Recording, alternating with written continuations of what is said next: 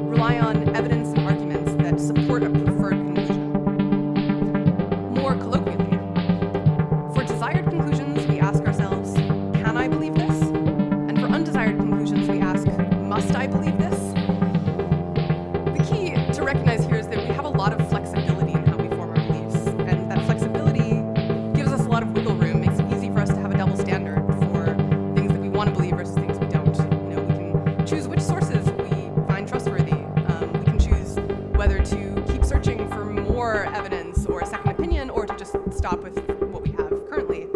We can choose how high of an evidentiary standard we want to apply to someone's claim. So all of those choices give us a lot of leeway to arrive at whatever conclusion we want. Now, the phrase directionally motivated cognition is not the most catchy term in the world. So I've come to think of this feature in our cognition as a kind of soldier mindset. That's because it's kind of like treating ideas as if they were soldiers on a battlefield with you. Some ideas or arguments are on our side, and we want to defend them. Other ideas or arguments are a threat, and we want to knock them down or avoid them. Now, maybe some of you are thinking, Julia, is it really fair to use the soldier metaphor? Surely that isn't how most people think about reasoning. If so, I would like to cordially introduce you to the English language, which begs to differ. According to our own language, the act of reasoning is a brutal, bloody, take no prisoners war. We shoot down ideas, we take positions on issues, we look for weaknesses in other people's positions, we defend ideas, we advance arguments, and we concede points, which I realize now is like ceding territory. This is an insight that I got from the book Metaphors We Live by George Lakoff, and I haven't been able to stop noticing it since then, even in my own language. So you're probably already well acquainted with soldier mindset, especially in some domains like politics, where you can just watch over years, short periods of years, factual questions become polarized with time. For example, global warming. A lot of people don't realize that as recently as 20 years ago, this was not a politically divisive issue. Republicans and Democrats basically agreed on whether global warming was happening. And then over the subsequent years, it became this political shibboleth, where it's like an issue where your belief indicates a lot more about you than just your best estimate of the scientific question, but rather your values and what tribe you belong to. So the gap between Democrats and Republicans widened about 35 percentage points in 1 decade. And most of those people, if you ask them, would not say, I believe this about global warming because I'm a Democrat or because I'm a Republican. They would explain their view by citing sources or giving logical reasons. It's just that